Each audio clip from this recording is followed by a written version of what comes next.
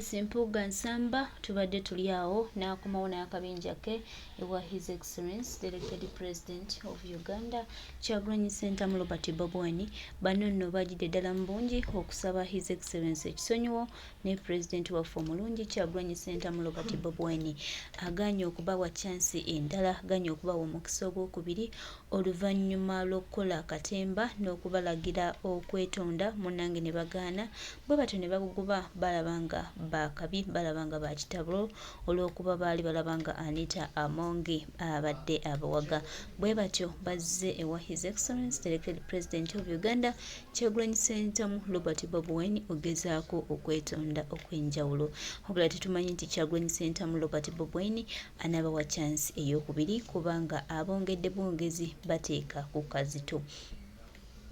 Baganda bange waliwo ebintu ebimu nga byayogerwa waliwo ebintu ebimu nga twabibagamba waliwo ebintu ebimu nga mwali mulowooza nti bya Just waliwo ebintu ebimu mwali mulowooza nti Just mwali mubiyise mbuyisi naye baganda bange mikwano gyange ebintu ebyo byemwalabanga ebitono byemwalabanga ebitasoboka byemwalabanga ebitaatuuke bannange bituuse era nga twongera okubasuubiza n'obategeeza nti muyinza okubeerawo naye nga temukyalina chance ndala twabawa chance mwagikozesa bubi tetukyalina nnyo obudde busika miguwa n'abantu abataagala Uganda kutambula ng'egenda mu maaso wabula bo abatunuulidde nti batunuulidde wa Kyagulanyi Ssentamu Robert Bobi Wine naye nga baganda bange mikwano gyange embeera bwetyo bweri so ffe tubagamba ne tubategeeza ti pulezidenti omulungi Kyagulanyi Ssentamu Robert Bobi Wine ye agenda mu maaso era buli kimu kitambulira ddala bulungi twongera obajjukiza nti pulezidenti w'eggwanga lino omulungi omulonde Kyagulanyi Ssentamu Robert Bobi Wine agenda kuba wa njawulo ate era bingi bitugenda otuukako era tulina okukkiriza nti nga Mukama Katonda ali wamu naffe nga Mukama Katonda atukoledde ebirungi nga Mukama Katonda atukulembedde tuwa kitagenda kuba kyanjawulo gye tuli era tulina okukkiriza nti ffe nga bannayuganda abayayana enkyukakyuka abayayana Uganda ebeera ey'enjawulo abantu abangi betulabye era betutadde ku mbeera twongera obajjukiza n'obategeeza nti bingi bwebiri era bingi bijja tuuka neffe tuli ready nnyo kuba twasalawo era twongera obategeeza nti Kyagulanyi Ssentamu Robert Bobi Wine Elected President of Uganda ajja kubateeka awatuufu mulina okugwa mukyangamu empanka bapapasudde no Kyagulanyi abafuuludde ninga ebigambo byo twabibagamba lindako njansooka enziremu message eyo mujulye bulungi era ngenda batambuza mpola ba politicians mugenda bategeera era wano banansi walofe betutagenda kusirikira ulira ja mwanyina ze pamukawa webala omulimo gwokola wakati mu lukiiko lw'ekibiina ki National Unity Platform emukono bakansala n'abakulembeze ku mitendera egy'enjawulo bawakanyizza ekiteeso ky'omubaka Betty Nambooze bakireke ekyokulekera okwogera ku nsonga za Kamishona Mathias Mpuuga ezaleetawo obutakkaanya wakati wa Mathias Mpuuga n'abakulembeze b'ekibiina kino mu ggwanga. Ensonga zino ziva ku nsimbi obukadde 500 ezaweebwa Kamishona Mathias Mpuuga ng'akasimo yali akyatula mu yafeesi yakulira oludda oluvuganya gavumenti. Era wano omukulembeze w'ekibiina kino Robert Kyagulanyi Ssentamu yamusaba yeetondera eggwanga olw'ekikolwa ekyo kye yayita ekyokulya enguzi we yakkiriza akasiimo kano wabula Mpuuga ne yeerema okukola ebyo ebyamusabibwa ekibiina nga n'ekyaddirira ekibiina kuwandiikira paalamenti nga kijja mu Mpuuga obwesige ku kifo ekyakamuweebwa ekya kamishona wa paalamenti wabula Sipiika wa paalamenti Nalongo Anita Among kye yagaana era n'asigala ng'akyaweereza mu ofiisi eno kakati olwaleero omubaka wa Mukono Betty Nambooze bakireke asinzidde mu lukiiko lw'ekibiina emukono n'asaba bannakibiina okulekeraawo okwogera ku nsonga eno era bagirekera omukulembeze waabwe Robert Kyagulanyi Ssentamu bakkaanye ne mukulu munne. Naye mwe mukimanye nze mbadde ne Oweekitiibwa Mpuuga emyaka 40 nga tukolera wamu ebyobufuzi era n'olwaleero naye mbadde mbasaba mu abali eno nti ekirungi mwami Mpuuga tagambangako akolerera kufuluma kibiina omuwulira agamba akolerera kukikola kisigalamu bade ŋŋamba nti tuleke ebya issues z'abajenoosi tuzirekere baani mu buli ngeri era tetulina nnyo kyakukola kubanga ogenda kunyiiga kukola kikusitukola tugende tukole ekibiina ekijja kati nze mbabuulira nti mbasaba ebigambo ebyo mubireke nga bwe mwabiwulira bwe tunadda mu ntale ez'ogamba lwaki amaanyi agampuuga okuwulira obubi oba owekitiibwa mpuuga alina ebyamusobako era sayidi eyo yeki sayidi eyo yenkyamu Ssaabasajja Kabaka awangaale. Abakulembeze ku mitendera egy'enjawulo nga bakulembeddwamu Deputy Speaker wa Municipal y'e Mukono Bazanya Rogers wano we basinzidde okuwakanya eky'omubaka Betty Nambooze ne bategeeza nga batasobola kulekera kukyogerako okutuusa nga Mathias Mpuuga ateekesezza mu nkola ebyo ebyamusabibwa abakulu mu kibiina. Amanya Sabaduka zikkiriziganya 100% na mubaka Nambooze Betty bakireke ow'e Mukono okugamba nti no Mpuuga kye yakola nti tukirekere Mpuuga ne pulezidenti ekyo tujja kulwana nakyo paka. Mpuuga mubbi emiliyoni 5 zisobola okujjuza eddagala mu ddwaliro lya Mukono dispensary ayo akole ebintu pulezidenti bye yamugamba alisayininge yetondere bannayuganda tutegere nti Mpuuga mutuufu alumirirwa bannayuganda era n'eggwanga ly'alyagala awatali ekyo tugenda fafagana n'Empuuga paka kukisembayo naleko Nambooze oba toyinirira ku kigambo ekyo na ku magulu gabiri nawe tujja kutwaliramu kubanga ne bakansalawo bennyini abakuli ku mugongo bo bagamba nti pulezidenti waabwe y'Empuuga wabanga yabalina agamba nti agenda kuleetonda eri ekibiina olw'essente ze yafuna n'avaayo n'akyusa statement n'atandika okwogera ebirala paka unless nga abadde ne yeetonda ebyomubaka ogamba mbu ensonga za Honorable Mpuuga tuzirekere pulezidenti aguna kisana bwe tekisoboka tujja kulwanagana nakyo paka last tesobola muleka ino omukuwa paka last unless nga aze ne yeetonda ensobi gye yakola awo tujja kuba tumuleka Bazanya Rogers the principal of Mukono municipality. Ekyano Mpuuga kuvaayo ate n'atandika kukuba kibiina ye waba yagondera ekibiina najja najo yininga ekibiina kirina amateeka gaakyo yalina agendera mu mateeka gaakyo ye mwennyini yaliwo yagamba yaliwo nga tutandika ekibiina amateeka ge twabaga teri kulya nguzi kati kye kimulize nguzi wengamba nti mubimba mu kyamu kano yemu waliwo abakulembeze be balumiriza okukolagana n'abamu ku abo mu bibiina ebirala okuli ekya NRM ne DP nga babalumiriza okugenda mu bitundu byabwe ne baboogerera amafuukuule era wano wabaddewo okuwanyisiganya ebigambo wakati wa Male Wilson yavuganya ku kifo ky'omubaka wa Parliament Mukono ey'Amasere.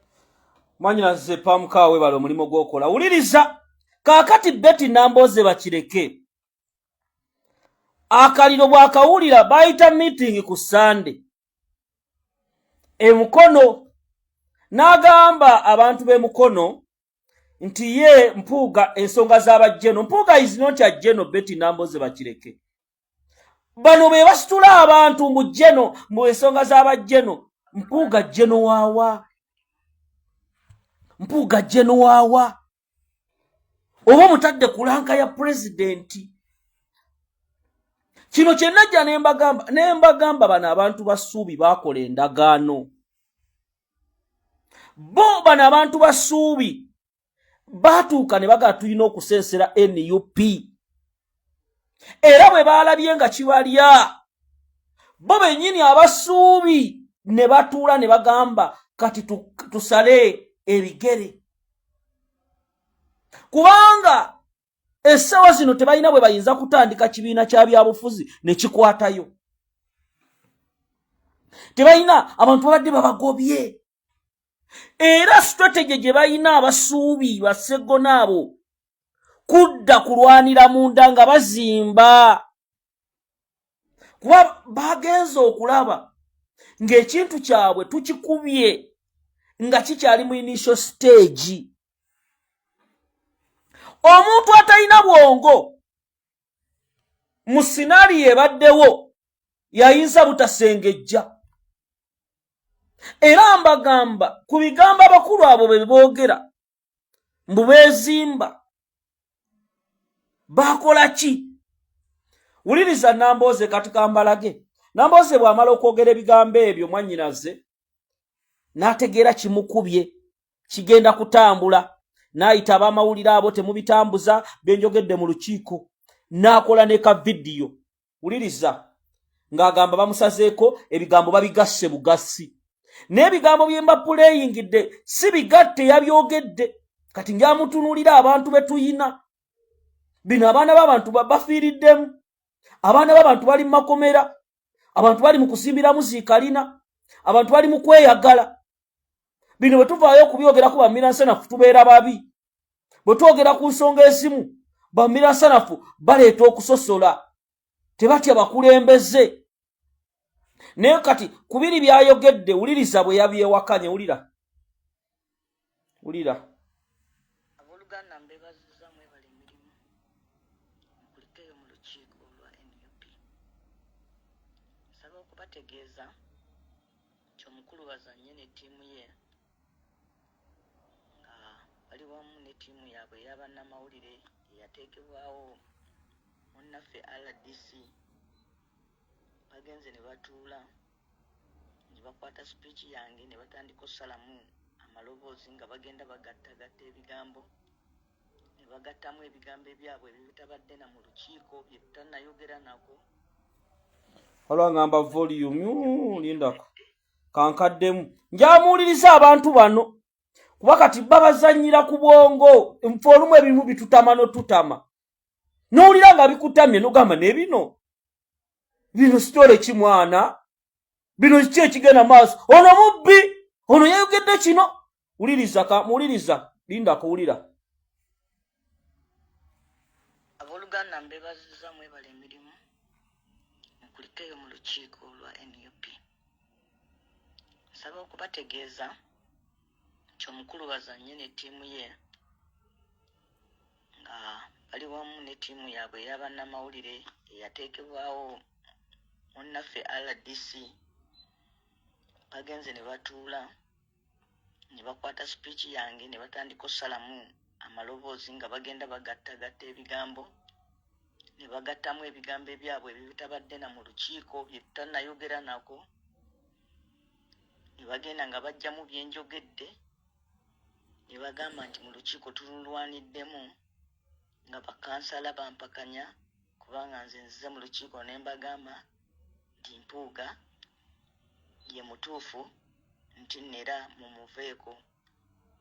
Mwena ababadde mu lukiiko omwo mumanyi byenjogedde n'omutima gwenjogereddemu n'okubanyonyola kwe mbanyonyodde na biki byenjogedde mu butuufu bwabyo ne ku nsonga eyo ludda ki kwe mbadde mukimanyi bulungi. Naye bwe tubanga buli we tunaatuulanga mu nkiiko z'ekibiina ng'abantu abamu bajjamu nga bajjamu byakututabula mu kifo ky'ekibiina ekyogenda mu maaso, baba ekigendererwa kyakulemesa kibiina wano e Mukono. N'olwekyo omulundi guno ndirwedde okwerwanako. Buli kintu kibaako entandikwa n'enkomerero. Tugumiikiriza nnyo enkola y'abazannya.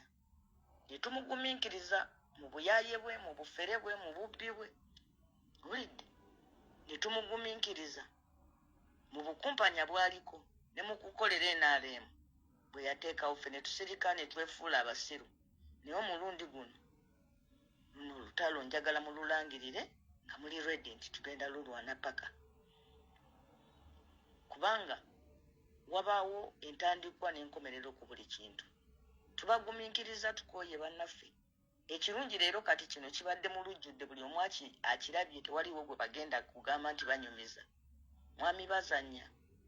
Ekirungi kino kibadde mu lujjudde, tolina gw'ogenda kukirimba ne recordings weeziri.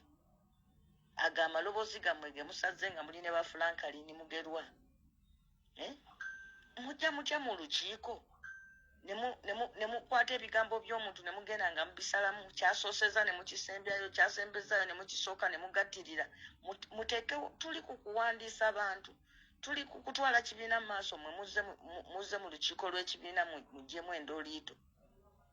Mwefuula nnyo nti nno mwe mulumirirwa naye ng'ekigendererwa kyammwe kutabangula.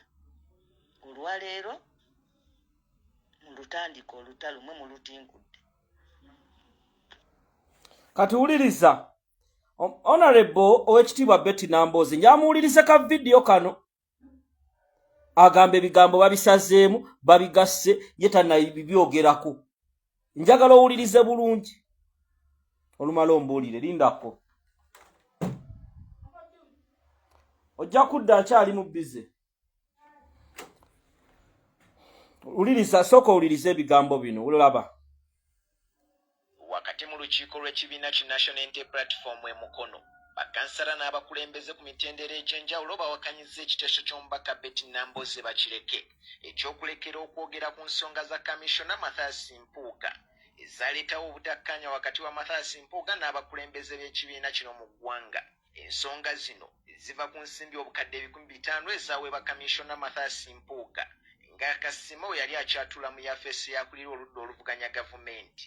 Era wano omukulembeze w'ekibiina kino Robert Kyagulanyi Ssentamu yamusaba yeetondera eggwanga olw'ekikolwa ekyo kye yayita ekyokulya enguzi we yakkiriza akasiimo kano. Wabula Mpuuga ne yeerema okukola ebyo ebyamusabibwa ekibiina nga n'ekyaddirira ekibiina kuwandiikira paalamenti nga kijja mu Mpuuga obwesige ku kifo ekyali kyakamuweebwa ekya kamishona wa paalamenti. Wabula Sipiika wa paalamenti Nalongo Anita Among kye yagaana era n'asigala ng'akyaweereza mu ofiisi eno. Kakati olwaleero omubaka wa Mukono Betty Nambooze bakireke asinzidde mu lukiiko lw'ekibiina e Mukono n'asaba bannakibiina okulekeraawo okwogera ku nsonga eno nti era bagirekera omukulembeze waabwe Robert Kyagulanyi Ssentamu bakkaanye ne mukulu munne.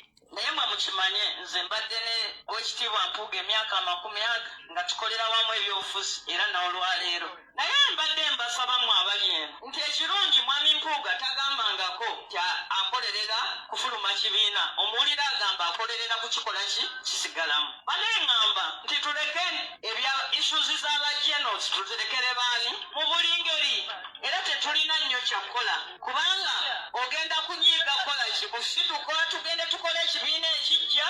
Kati nze mbabuulira nti mbasaba ebigambo ebyo mubireke nga bwe mwabiwulira. Tunadda mu ntale ez'ogamba lwaki amaanyi aga Mpuuga okuwulira obubi oba Oweekitiibwa Mpuuga alina ebyamusobako era sayidi eyo yeki sayidi eyo yenkyamu. Ssaabasajja Kabaka awangaale. Abakulembeze ku mitendera kati wuliriza nze Julius Katongole mu Miransanafu. Omanyi bino ngenda byogera nga nze mmaze ebbanga ddene nga ngoberera politics nga ngoberera ebyobufuzi. Akabinja Kasuubi kajja nga kalina ekigendererwa ekyokuvaamu pulezidenti wa Uganda mukijje ku nze. Akabinja Kasuubi kajja nga kalina ekigendererwa ekyokuvaamu pulezidenti wa Uganda. Nze Katongole natuulako mu mmotoka nga mulimu Muwanga Kivumbi mubijja ku nze. Nze Katongole Julius mu Miransanafu natuulako mu mmotoka nga Muwanga Kivumbi akyavuga taxi. Obudde obwo bwali bwatogikwatako naye nga waliyo n'akalulu kaawa k'ebugiri. Bino mubijja ku nze nga waliyo akalulu k'ebugiri. Muhammad Muwanga Kivumbi ne tutula mu mmotoka. Laale yali egenda kubibwa kira. Obudde obwo nga ntandika ndi awo mu UID na ndi ku university ebigenda maaso nga honorable nsaba kuntwalako. Naye nga takimanyi ndi mugoberezi wa Bobi Wine president waffe. Mu mmotoka eyo nalimu n'ekyuma kya Yesu. Kyuma kya Yesu ajja kunjulira. Ne ntuula mu mmotoka.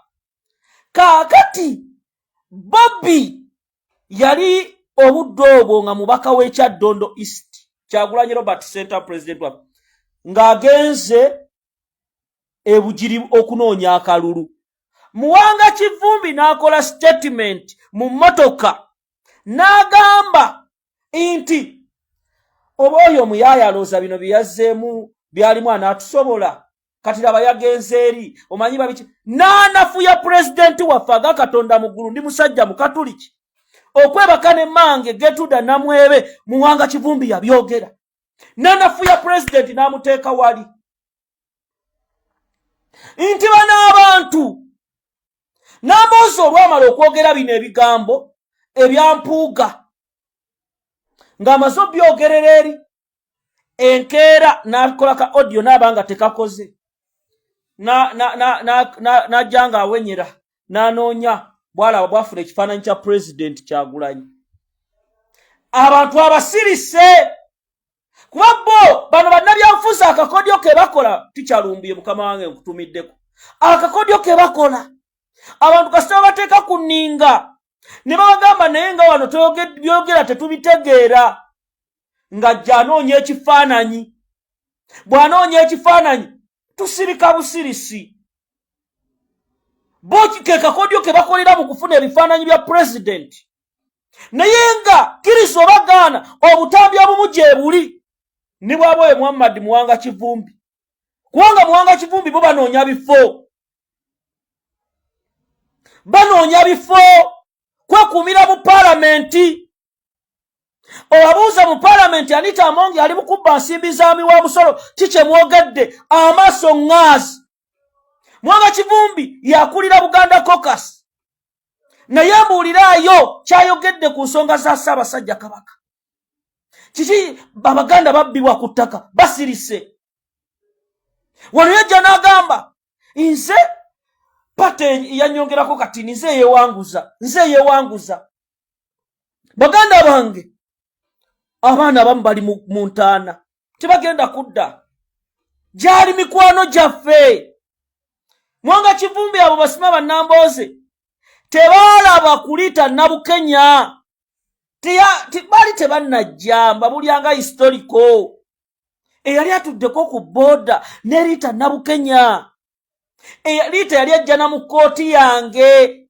eya OTT kwe baatusibira nze President Kyagulanyi Chairman Nyanzi Selector Devi Edi Mutwe Kabanga alina emulinnya abakulu abasinga babuuza ebyobugagga byabwe gye babijje tebasobola kubyogera nabagamba abo abasuubi tebasobola kwawukana era abasuubi missoni yaabwe n'ekigenderwa kukuba Kyagulanyi muteeka ku ttaka kumuteeka mu ttaka era bano abasajja nze nnyimirirawo oba ensi enkyawa nja kubabuulira amazima kubanga bo delaying tactic ey'okututeeka mu butalotalo bwabwe abantu nga babateekamu ebibooziboozi nene kuba kati Betty Nambooze ebigambo bye yayogera ate n'abyewakana mu ssaawa 2 Mama Nambooze ensonga ya mpuga nga yakafuluma wagenda ku NBS barometer ng'olinga gwe batadde empeta mu kamwa nga Waiswa yayogera nga gwoli eyo oyita bali era akantu ke bali mu kuzannya ke babala baagala kifo kya Buganda ekyo mukijje ku nze ebigere babijjako bagezi gwebuze bazimba akabondo kaabwe bannabyabufuzi bameka be basitudde mu Buganda oza Buganda ebadde terina baana mbulira BMP bazimba akantu kaabwe k'abantu 7 beerwanirya bakka ono Lord Mayor ono MP Butambala ono we Masaka ono waawa kati ne generation zaffe bazituuleko era obabuuza abamu balina emigabo mu CBS mwafuula nti mwagala nnyo Bobi Wine mu kamera ne bwe mudde eri ne mumunafuya mulina emigabo mu CBS mutuula mu meeting za CBS Bobi tajjangako ku CBS era yabawadde n'obugagga bwe muyina era Muwanga Kivumbi abantu kye baamukola ku ground bu video nabaplayingira wano era bangi batandise otambuza message Muwanga Kivumbi for deputy president Buganda President Kyagulanyi bw'alikola ensobi eyo naawa Muwanga Kivumbi wa deputy president naawa Betty Nambooze wa deputy president ebiddamu muli biraba nze Katongole Julius Miransanafu sina kye neetaaga mu nsi bano abantu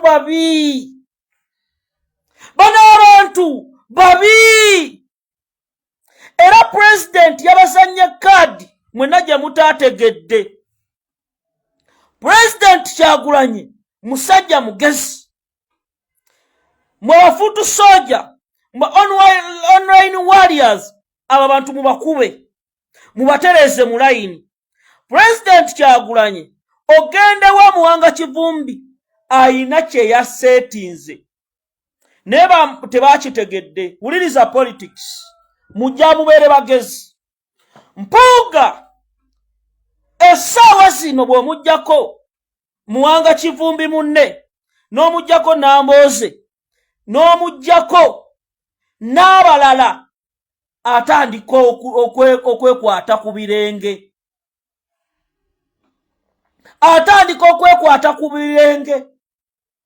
Era President Mukulu Mohamed Muwanga Kivumbi tuleme kulowooza koma ku bufo bwa bubaka bwa Parliament. Mukulu Mohamed Muwanga Kivumbi tuleme kulowooza nti Suubi yegenda kuba mmwe bwe mwatandika kintu kya Buganda ne kino kisukka Uganda yonna yeetaaga change.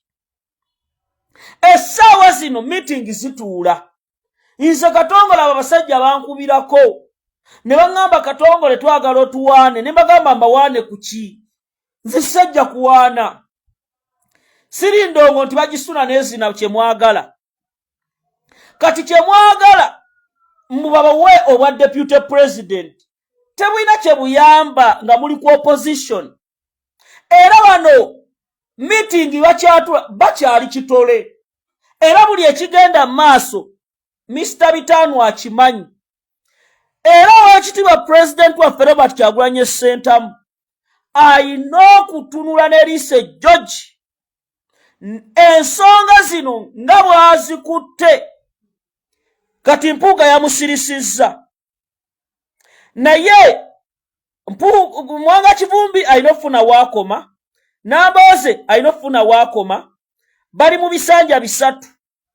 Eri wansi wali abavubuka ababeesimbyeko. Oyo Mohamed Muwanga Kivumbi waliwo omusajja ebutambala eyo yanaaza abafu. Abasiraamu mumanyi abanaaza abafu. Musajja mumpi ayambala entalabusi y'ennene. Yatuuka ne bagamba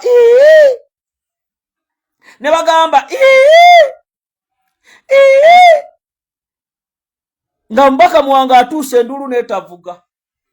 Enduulu teyavuga. Ne bamugamba Honorable kisusse biwayogedde ku TV tetwakutegedde. Biwayogedde kuba byayogera biri ku likodi. Biri ku likodi. Ne bamugamba Muwanga Kivumbi byogedde tetubitegedde. Abavubuka ne bamugamba nedda sirika. Akaliro n'akawulira. Era temuggyako kigere. Abantu abasanyisa ebigere ebibiri mweno struggle tetugenda bakkiriza. Luno olutabaalo kununula nsi yaffe kye tuliko. Tetwajja kusiika binyomo. Ebutambala activities za NUP zitaddeyo. Enkofiira ya NUP wakoma ddyo jambala. Bino bye twagala bye tubabuuza. Twagala kuba bajjajjaffe abaana baffe bagenda bitubuuza. Ntandike banyumiza nti nange byannema munnange twaliwo ne tugezaako omusajja n'atulema. Munnange byaliwo abo bo baafuuka ba MP ne bazimba